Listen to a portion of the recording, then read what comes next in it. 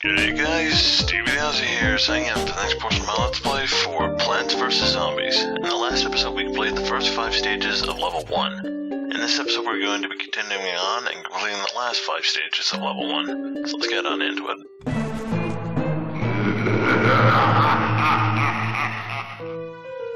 Alright, so I think in the last episode we picked up the potato mine. But I didn't actually describe much about it. So basically, the potato mine, basically what it is, it's a single-use explosive. The difference between the cherry bomb and the potato mining, for example, is that the potato mine actually needs a total of 15 seconds, which is basically the amount of time a regular zombie like that takes to cover 3 squares. So, a potato mine needs about 15 seconds to arm itself. So you can't place it right down in front of a zombie because the zombie will just eat it. But now, the potato mine is armed, which you can see by the red blinking light, meaning that when that zombie walks into it, boom. So that's a very intimidating boom, and for our first kill with a potato mine, we get the Spit Out achievement. I may or may not talk about the achievements in this episode. I probably will if I can remember, but I may forget. I really hope I don't forget, but I might forget, in which case, and if I do forget, I won't do the achievements in this episode. Also, the potato mine can kill more than one zombie at a time, but they have to be very well stacked up, because the potato mine doesn't have much range. It's not like the cherry bomb, where you can just blow up a bunch of them all in one hit. Okay. But the potato mine, in my opinion, is really good for the earlier stages, or earlier parts of a stage, because you can place them down instead of, say, your pea shooters or whatever, or having to rush ahead, which will give you a bit more sun to work with in the earlier stages. But as I said, this is only single use. Okay, so here we go. This is the introduction of the pole vaulting zombies. Pole vaulting zombie vaults with a pole. Toughness is medium, speed is fast, the normal after a jump, and special trait is he jumps over the first plant he runs into. Pole vaulting zombie has a health of 17. Basically, the pole vaulting zombie, as you can see, the pole vaulting zombie jumps over the very first plant that it runs into. Whatever plant that is, assuming the pole vault zombie can actually make it over the plant. So they won't actually still have a hold of their pole. They actually move at, I think, double the speed of the regular zombies. And, of course, their special ability is that they can jump over the first plant. The best way to deal with them is to stick a plant like the potato mine or the walnut out, like in the first 2 rows, so it's nice and early before the pole vaulting zombie can get too far across your lawn. Because if you let him get halfway across your lawn and then you put the walnut down, chances are it might be too late to stop him, because the pole vault zombies are actually tougher than the other zombies. So they're not only faster when they're holding onto their pole, they're also stronger. They actually take a total of 17 hits. What else? I'm sure there was something else I could talk about. By the way, you can actually use it, as I said, you can use a potato mine. Even though the potato mine isn't armed, the pole vaulting zombie will still jump over it. But I can pretty much guarantee that, yeah, it's gonna get eaten. And we got some slowdown, which is good. And you know what, I don't want to go through this, so let's just blow them up. Alright, so we got our next plant.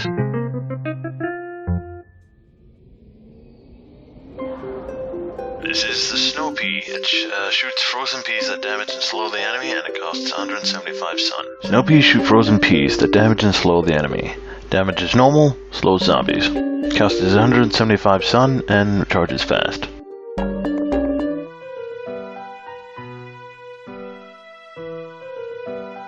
Okay. So we're gonna start this off the same way as before. Just plant our sunflowers. And in the meantime, I'll talk a little bit about the snow pea. So as you can see, the snow pea actually costs 175 sun as opposed to the pea shooter's 100 sun. But the snow pea is of course superior in that the peas that it fires actually have a freezing effect. Whatever zombie that almost any zombie that the frozen pea hits will actually freeze that zombie, causing them to walk at half speed, I think it's half speed. But the damage and the fire rate is the same between the pea shooter and the snow pea.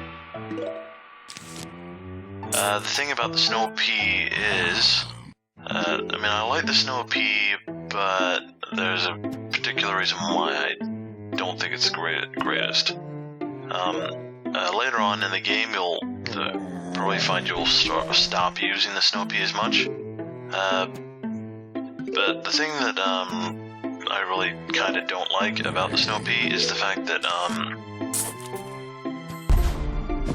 if you place more than one snow pea in a row, essentially all you're doing is putting the equivalent of one snow pea and one pea shooter in that row, because the freezing effect does not build up.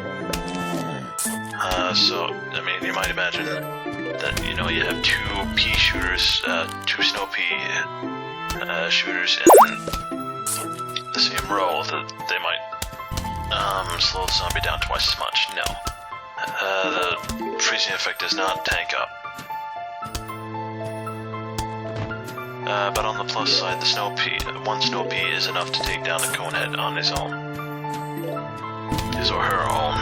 We have no idea whether the snow pea is actually male or female. But of course, I'm obviously just assuming that it is female. No, I'm assuming it's male. Wow, I'm getting my genders mixed up now. Okay, and also, if you have a snow pea in a row, you usually shouldn't have to worry about the pole vaulting zombies, because the snow pea should have enough to take down the pole vaulting zombie on his own. See, there I go again, automatically assuming that snow pea is male, not female. Not assuming that it's female, but it might be female, who knows? I might decide to check that out, put it on screen, I don't know. Depends on whether I think it's important enough. But hey, finding out the genders of the plants we're using definitely sounds like an important thing to do. No, I'm probably not... I might not be the only one, but every now and then I have actually thought about it. Because... like for example, I think everyone thinks that believes that the sunflower is a female. To be quite honest, I think most of the pea shooters are male, so... where are we? Wow, we're only halfway through. So as you can see, these levels are a fair bit longer as we get further and further into the level. So what do we want to do now? Yeah, again, don't bother putting more than once. So, yeah, back to the snow pea. The snow pea, again, sort of like the potato mine. There are actually a few plants that are like that, where they're useful in the earlier stages of the level, but as you progress, they'll pretty much only be used like in one row, or within the first 5 minutes, and then after that, they're no more use anymore, or no real use anymore. And I might need to put a walnut here. Maybe not, but I'll put one there just in case. And I'm getting a lot of slowdown. Wow.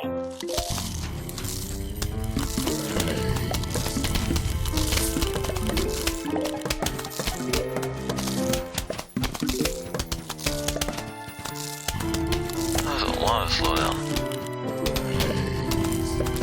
Okay, so let's place that there. Let's grab some more sun.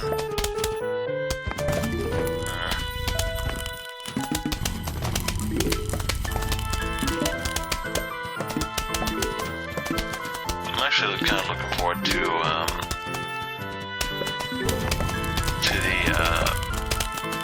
the boss battle. I mean, it's not technically a boss battle, but that's the second closest thing that you'll get in this game. Well, it's more or less the mini boss battle. You know how you get those games where you have where you regress through stages, and at the end of each, you regress through the stages in each of the levels, and then you get to the last stage, and then you fight the mini boss, then you continue on, and you do that about 10 more times, and then you get to the big boss. Let's just play them up. We don't need to, but let's do it anyway. Oh wow, that a little bit went kind of fast. Wow.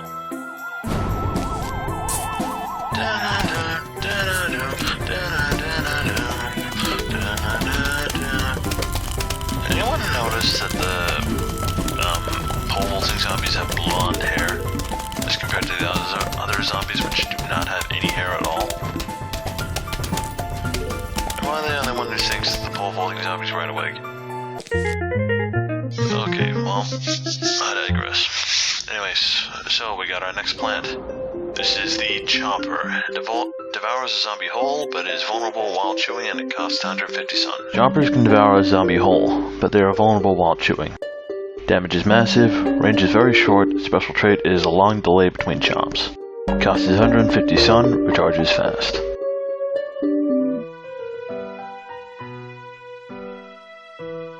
Okay, so this is a new one.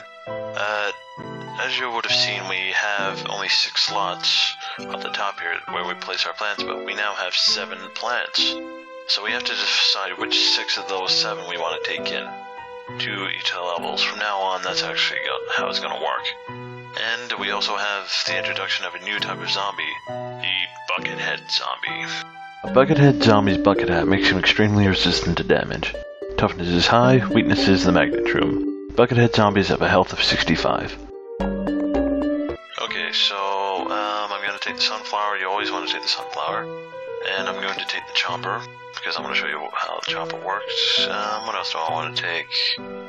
I will take this, I will take this, this, and this. I don't think I'll need the cherry bomb.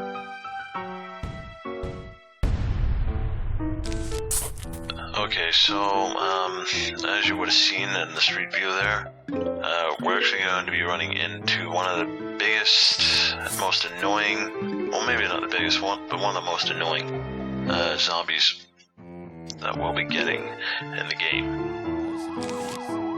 I mean, different people have different opinions, but in my opinion, the Buckethead can be annoying, especially in these earlier levels until you really have the plants to deal with them. But I'll get into the Buckethead a bit more when we actually see one, because I don't want to blow all my info on the Buckethead before we even see one, right? Alright. Although I don't know when we're going to be running into the Buckethead. Anyway, so I should probably talk about the chomper now. The chomper, basically, how the chomper works is that it has the ability to chomp down on and chew and swallow just about any zombie. I think there are only about 3 zombies in the entire game which the chomper cannot eat whole. But for the rest of them, if they walk up to the chomper, the chomper will swallow them whole. They'll actually take one huge bite.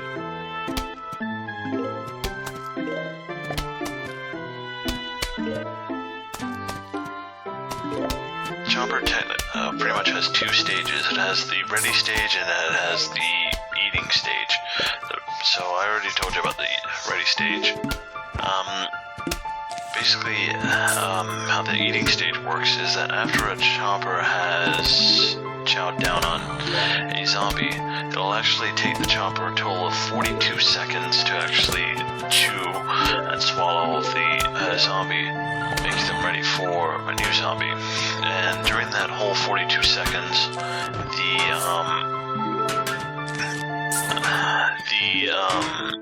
the chopper is completely vulnerable to attack. With a zombie in its mouth, the chopper has no way whatsoever of defending itself. So you need to be careful about the chopper. And goodbye, Buckethead. I think that's actually the only Buckethead we run into this level, so I should probably talk about the Buckethead now. The Buckethead, as you can see, obviously wears a bucket on its head. And while the game says that the Buckethead actually has 5 times, I'm pretty sure the game says it has 5 times, the Buckethead actually has 6.5 times the amount of health as a regular zombie, in effect giving the Buckethead a total health of 65. Of course, giving the Buckethead a health of 55, and the Buckethead zombie, the zombie itself, its normal health of 10. And again, the Buckethead zombie has no armor. I mean, I don't know whether you guys are shouting at me going, "Why won't you tell us what armor is? Why won't you tell us?" The reason why I don't want to tell you is because I just don't feel like it at the moment. I'm sorry, but that's just the way I feel. I don't feel like telling yet, but I will eventually. Okay, I'll stick that there. The Buckethead zombie, as I said, has a total health of 65. So you're going to want at least two pea shooters and a snow pea to take him out. Or you can use one of your insta-kills like the potato mine, or the cherry bomb. And alright. That was a weird alright. Alright. That was a weird alright too. Alright, let's just keep going. Okay, so this is the repeater. It fires 2 peas at a time and costs 200 sun. Repeaters fire 2 peas at a time. Damage is normal for each pea. Firing speed is 2 times. Costs 200 sun and recharges fast.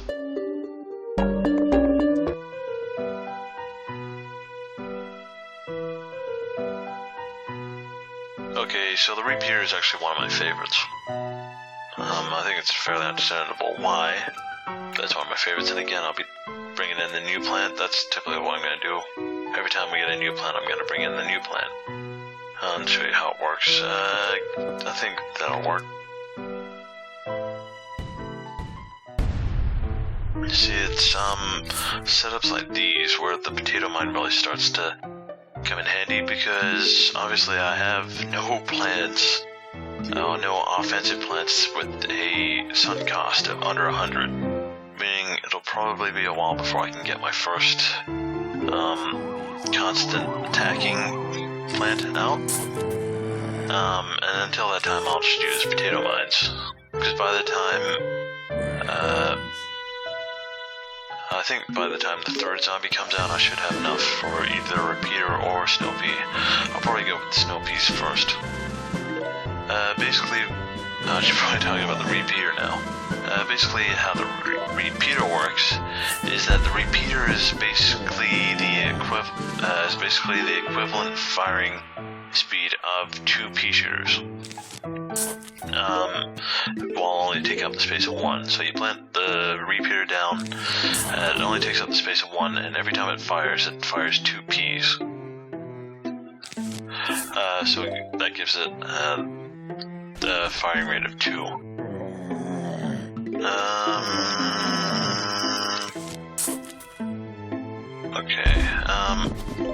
So obviously the convenience of the repeater is that it takes up a lot less room, which provides more space for other plants. Same as with the, two pea shooters and the snow pea, a combination of the repeater and the snow pea is what I would advise if you go up against a buckethead, or if the buckethead goes up against you. Whichever order you want, doesn't really matter to me.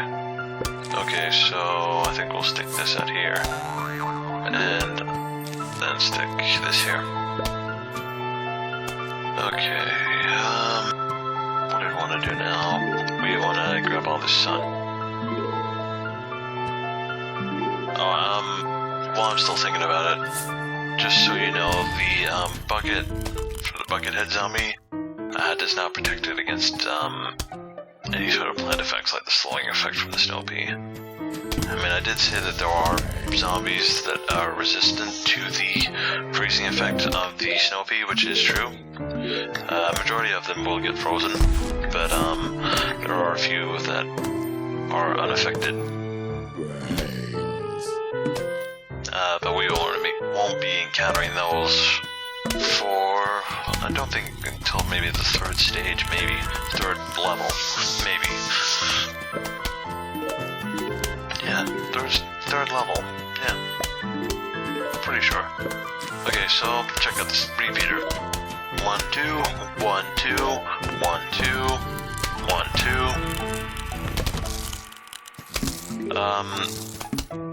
The repeater, I don't really know, well, no, I do know. How do I not? How do I say I not?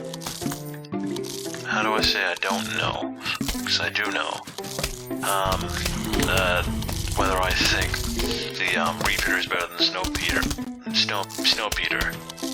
better than the snow pea, and the answer to that would be yes. I do believe that the repeater is better because, while both of them have the ability to take out a conehead, for example, on their own, because the repeater doesn't actually have a slowing effect, you don't have to worry about placing more than one in front of the other, placing one in front of the other or whatever. And I can pretty much guarantee that this weak zombie will be the one that gets blown up by that. I can near guarantee it.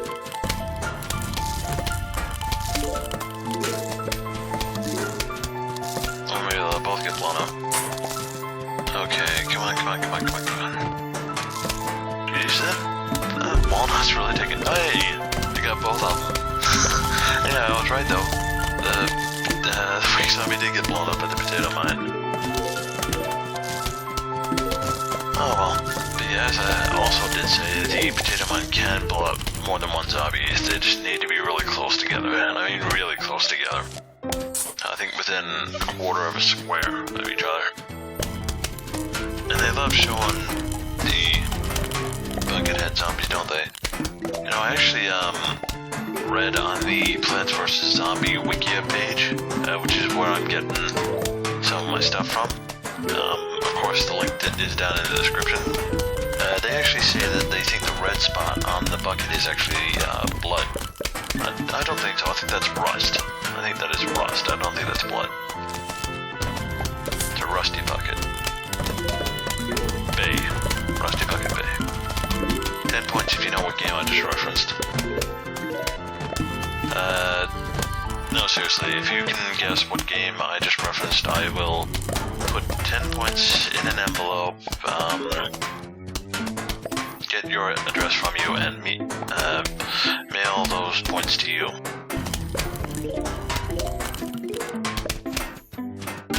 Although I'll just have to wait until they can put points into physical form. Alright. That particular game, which I did just reference, it's actually one of my favorites. I was actually going to do a let's play of that game, but some stuff didn't work out, and I didn't end up doing it. How did that go ahead and get that far ahead? Did he have a buckethead in front of him? He must have had a buckethead in front of him or something. Okay, so we finally hit the final wave. So, the second last stage before the mini-boss. As I said, it's not technically a mini-boss. I mean, you'll see what I mean. Oh, and have a look at this. This, I hope it works. Come on, let it work. No! It's actually a little weird what can happen with the, chopper and the pole vault zombie. Hopefully I'll be able to show you what I mean. And we'll just eat him. See, as I said, that's what a zombie eating chopper looks like. That's what a normal one looks like. So while the chopper's like that, he's completely vulnerable. And what's this? What is this? Hello, we're about to launch an all-out attack on your house. Sincerely, the zombies. I think I still gotta work on that, but I don't want to destroy my throat. Wow, that's a lot of zombies. Okay, as well as this awesome music, we actually get a new mechanic in the 10th level of every stage. 10th level of every stage. 10th stage of every level. The 10th stage of every level is basically a conveyor belt level, where instead of having to spend sun to buy our plants, we actually get them for free up here on this conveyor belt, but we don't get any sort of choice as to what plants come out. We just have to use what we're given. These levels, as far as I'm concerned, they're usually pretty easy. I mean, if there's any real difficulty to them, it's at the very beginning. But as you can see, if you get really good plants, you don't have anything to worry about. But it can happen where you get terrible plants, and if you get really terrible plants, then you might have a bit more trouble. There are actually a few luck-based games in this game, and let's just blow him up. And let's freeze and kill him before he gets too close. Kill him. Kill. Well, you can't really kill him. He's already deceased, as they say. Although zombies, I think they are considered the living dead, so I don't know. Kill him. Perhaps.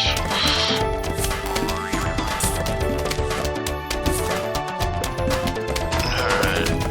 Yeah, as I said, I can pretty much guarantee we could stay just like this, or almost just like this, for a majority of the level, and not have any real problems. Because by this point you're usually well established, and there's actually a pretty good relationship, which I will talk about now, with the chopper and defensive plants like the walnut. Hopefully we'll be able to see it, but what the chopper can actually do is the chopper, as well as a few other plants in the game, what they can do is they can actually attack zombies that are on the other side of a defensive plant like the walnut. So if that buckethead had managed to get to the walnut, the chopper would have actually chewed up the zombie that was attacking the walnut. And so using choppers and walnuts can actually be a really good strategy, because the chopper will protect the walnut while the chopper is not eating, and when the chopper is eating, the walnut will protect the chopper. And typically this, you probably want to try and have 2 walnuts if you're dealing with these guys. You want to have 2 sets of walnuts so that they jump over the first one, and then they get stopped by the second one. And as you can probably tell, before the end of this level, we're going to end up with no more room. So feel free to, say for example, replace your regular pea shooters like this. I think we need more repeaters here. But, you know, if you just get terrible ones, put them at the front like this, I mean, I can almost guarantee he's gonna get eaten. He might get eaten too. Let's put that there. That there. But isn't this awesome music? Yeah, I think you only get to hear this about 7 times throughout the entire game unless you replay a certain game, which I'm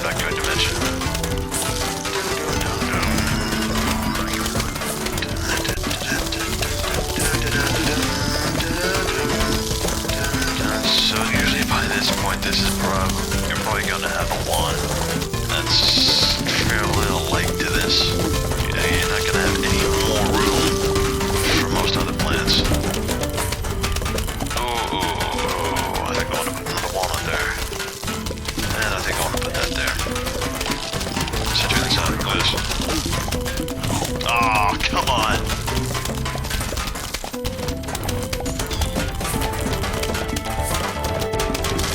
Just making me look like a fool now. A fool. Which road is this? No, this one I think. Maybe. Who knows? Let's just put it there.